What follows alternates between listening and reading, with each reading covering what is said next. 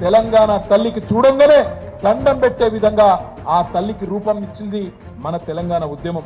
ప్రభుత్వాలు మారితే తలరాతలు మారాలి తప్ప తల్లులు మారడం తప్పు తప్పు తప్పు అనే మాట నొక్కి చెప్తా ఉన్నా. అన్ని పిడికిలు లేవాలి. జై తెలంగాణ.